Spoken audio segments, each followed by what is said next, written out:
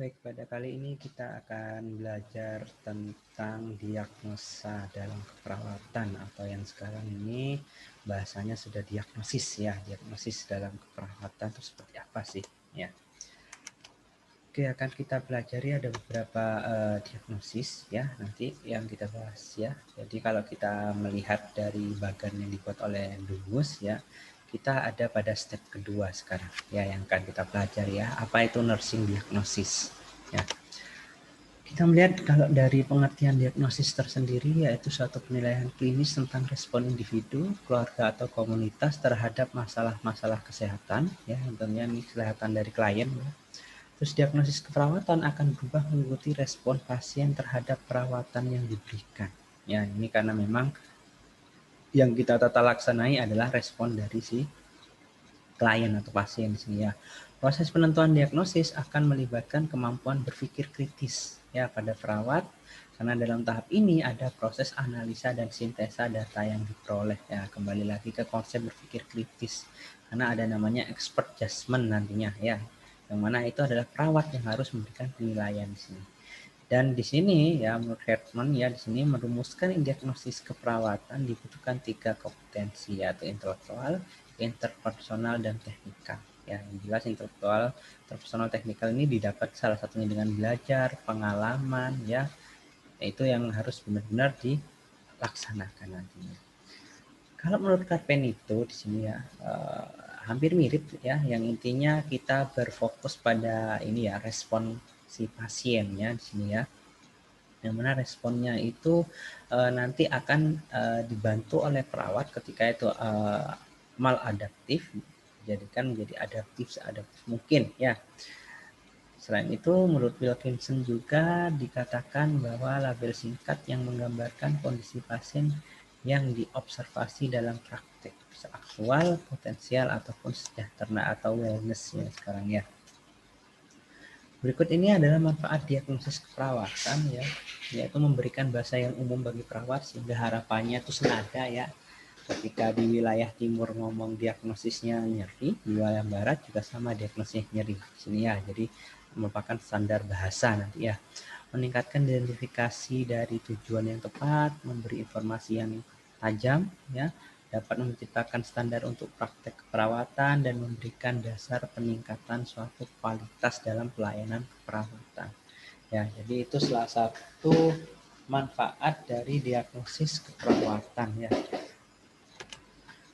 Nah ini kalau kita lihat ya, kalau perbedaan apa sih beda diagnosis medis dan diagnosis keperawatan, yang jelas yang utama dan yang sering kita singgung adalah terkait respon ya, respon yang mana setiap manusia itu memiliki respon beda-beda.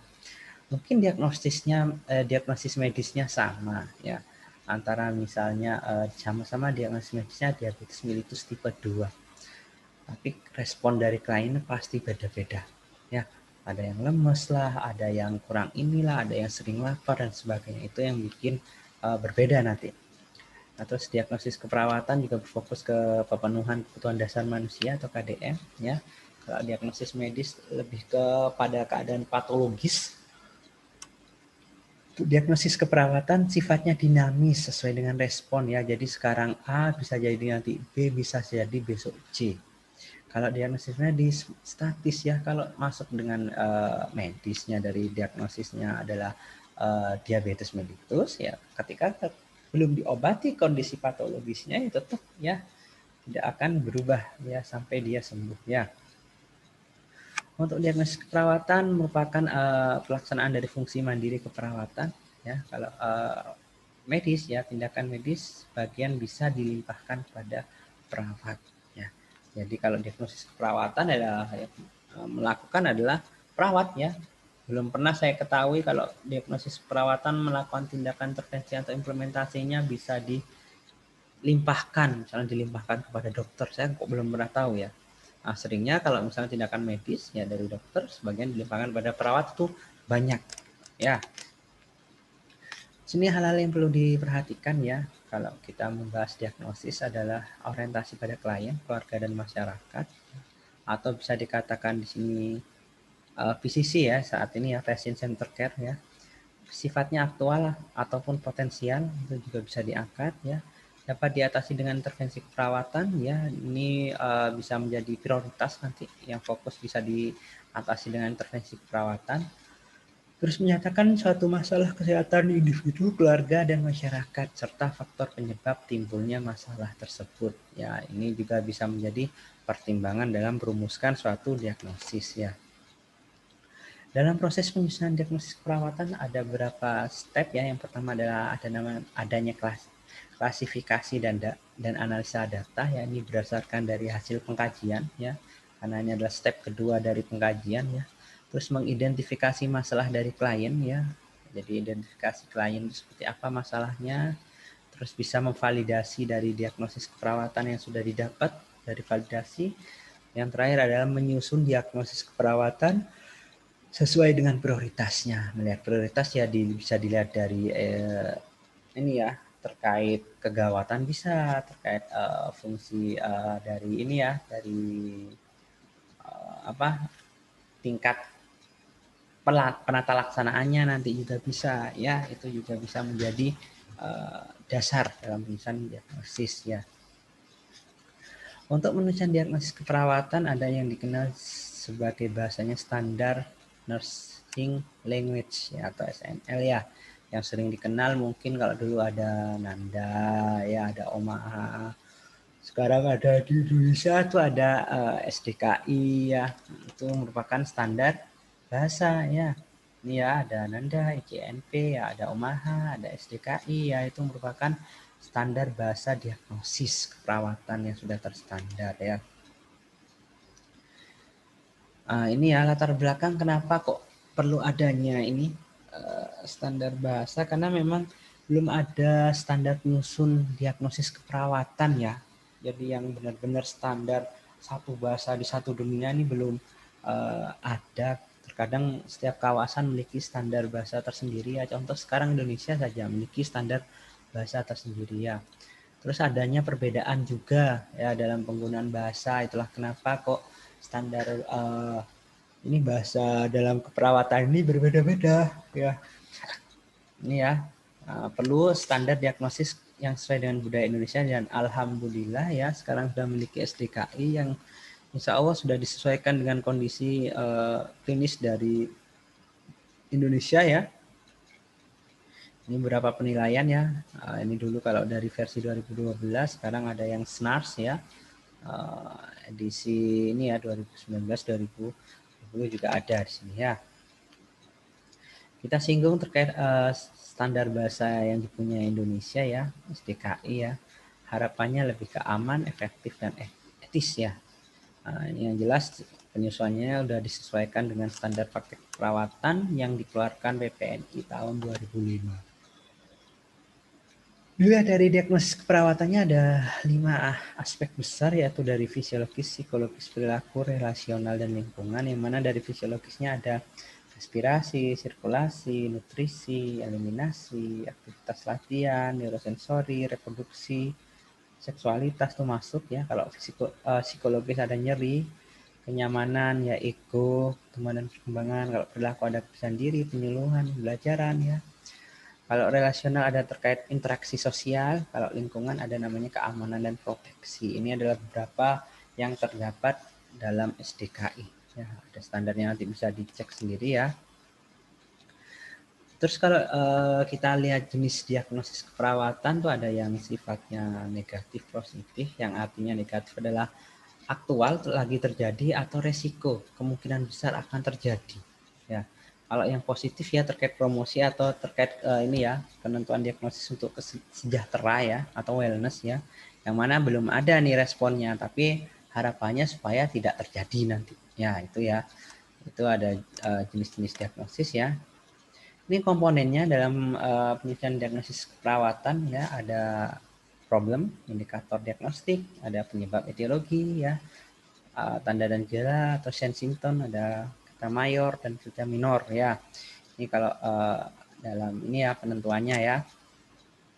Terus perumusan diagnosis ini ada 3 bagian ya.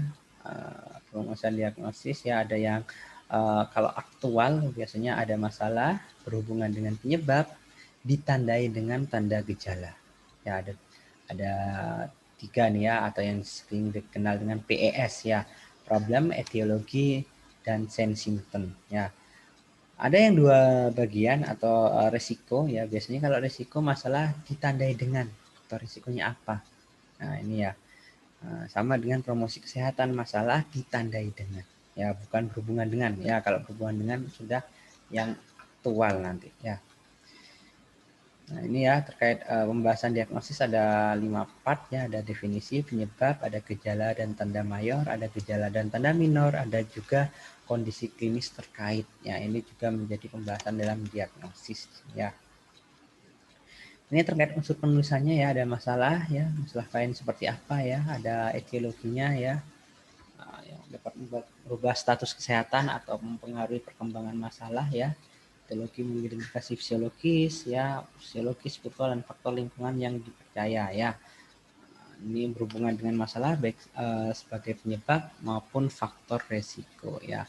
Etiologi di sini menjadi sasaran intervensi dalam keperawatan sini ya. Ini dari definisi karakteristiknya ya, ada data-data subjektif dan objektif yang ditemukan sebagai komponen pendukung terhadap diagnosis keperawatan ya, yang sifatnya aktual atau resiko ya.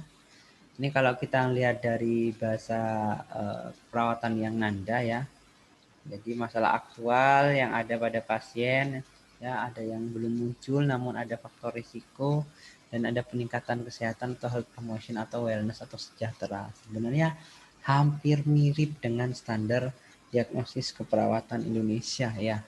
Jadi hampir mirip, hanya saja ada beberapa yang disesuaikan dengan kondisi klinis di Indonesia ya. Ini ya kalau kita melihat penulisan diagnosis dalam Nanda ya, ada definisi karakteristik ya, sign symptom, data objektif ya, ada data subjektif ya, ada related factor ya yang seperti etiologi ya, ada risk factor ya, ada kondisi yang menjadikan faktor risiko ya, itu juga bisa ya. Dan di sini kalau di Nanda tidak semua ditulis dalam penegakan diagnosa atau diagnosis di sini ya. Hanya beberapa ini bagian itu juga bisa nanti ya. Ini ya kalau penyusunan diagnosis ya, screening pengajian ya, ada pengumpulan data, cluster data, terus ada analisis data yang bisa dibuat berupa tabel ya. Terus kita munculkan diagnosis potensial di sini ya. Pertimbangkan data yang dipunya dengan kemungkinan diagnosis keperawatan yang muncul. Itulah kenapa kalau pasien ke rumah sakit tidak perlu bingung. Nah, kalau misalnya dulu sering ada curhatan dari mahasiswa bahwasanya tidak ditemukan masalah, tidak bisa mengangkat diagnosis, tidak mungkin ya. Jadi kalaupun memang kondisinya benar-benar sejahtera ya, diangkatlah diagnosis sejahtera ya. Bisa-bisa saja, atau hal promotion tadi ya. Jadi tidak ada alasan tidak bisa mengambil diagnosis atau masalah ya. Ada pengkajian mendalam ya, dan juga menentukan diagnosis ya. Ini ya kalau kita lihat dari buku Porter dan Perry ya, jadi ada validasi data dan pengumpulan data di situ ya. Itu masuk dalam interpretasi data, terus identifikasi kebutuhan klien, baru kita rumuskan diagnosis keperawatan. Nah, kita lanjut sini diagnosis perawatan, nanti ada yang masalah berhubungan dengan etiologi ya sini ya. Terus ada yang disfungsi pola kesehatan, juga ada faktor yang berkaitan atau yang mempengaruhi juga ada ya. Nah, ini misalnya ada masalah di eliminasi usus ya. Ada keterampilan untuk berpikir kritis, sehingga seperti apa sih tandanya, ada tidak defekasi, ada nyeri, feses kecil dan keras, ada distensi abdomen ya, atau riwayat diet serat yang buruk, sehingga nanti berhubungan dengan apa masalahnya, bisa dengan konstipasi ya. Itu ya kalau contoh dari Porter dan Perry terkait masalah ya. Ini untuk identifikasi masalah memang berfokus pada data abnormal ya, yang ada masalah yang abnormal saja ya. Contoh analisis datanya nih ya, misalnya eliminasi pada feses ya, kenali pola ya. Nah, tidak defekasi 4 hari ini ya, seperti tadi ya, ses keras, abdomennya keras ya. Bandingkan dengan normal ya, lunak dan terbentuk setiap hari, tidak nyeri ya, lunak dan tidak ada distensi lah itu ya. Jadi paling tidak perawat pasti tahu kondisi normalnya. Nah, kalau abnormalnya kan belum tentu, sehingga kita perlu belajar kondisi abnormal itulah pada si pasien nanti. Ini contoh merumuskan diagnosis ya. Nah, ini data objektifnya yang dilihat, misalnya diare selama 3 minggu. Ada penurunan berat badan 5 kilo. Ya, data objektif lagi ada tampak meringis ketika ini ya, penurunan berat badan di sini ya. Nah, misalnya di sini pasiennya tidak bisa didapatkan data subjektif. Nah, ini ya. Kalau ada data subjektif seperti yang bawahnya nih terkait kebutuhan nyaman ya. Nyeri 8, sebaiknya keluarga mengatakan pasien mengeluh nyeri pada area pos operasi. Jadi bisa keluarga ataupun bisa si pasiennya ya. Ini untuk perumusan diagnosis ya. Ini diagnosisnya kurang ya biasanya ya. Nah, kalau misalnya ini sudah terjadi ya, ini ada namanya ditandai dengan ya, ini ya. Nah, ini tabel diagnosisnya ya, ada tanggal, data subjektif objektif, etiologinya seperti apa ya. Etiologi itu bisa digambarkan seperti bagan ya, masalahnya seperti apa, baru nama dan paraf di sini. Di sini sering terjadi ya kesalahan pada diagnosis itu, yaitu yang awal adalah dari pengumpulan datanya ya. Jika mengkajinya juga salah, otomatis dalam menentukan diagnosis juga ikut salah ya. Terus yang kedua ada interpretasinya yang salah dan analisisnya ya. Ini butuh pengalaman juga nih ya, butuh jam terbang yang cukup untuk menentukan aspek adjustmentnya di sini ya. Dan juga kesalahan dalam pengumpulan data juga bisa terjadi, dan ada kesalahan pernyataan diagnostik juga mungkin bisa terjadi. Ini beberapa hal yang mungkin terjadi dan harus sebisa mungkin dihindari. Triknya seperti apa untuk menghindari kesalahan terjadi, yaitu ada identifikasi respon klien ya, sering mengidentifikasi, sering menanyakan ya, terus nyatakan pernyataan diagnosis perawatan bisa dengan Nanda ataupun SDKI sekarang ya, yang penting ada dasarnya ya. Terus identifikasi etiologi yang bisa diselesaikan dengan intervensi perawatan ya, bisa identifikasi masalah klien dan identifikasi masalah dan etiologi, sehingga lembar dokumentasi kita adalah lengkap ya. Ya, sehingga ketika sewaktu-waktu kita memeriksa ya sudah ada semua, nampak semuanya di sana. Oke, mungkin itu yang bisa saya share terkait diagnosis keperawatan. Semoga bisa ini ya menambah dari ilmu dari teman-teman semuanya di sini ya. Semoga bermanfaat. Saya akhiri dulu, sampai jumpa di materi selanjutnya. Terima kasih.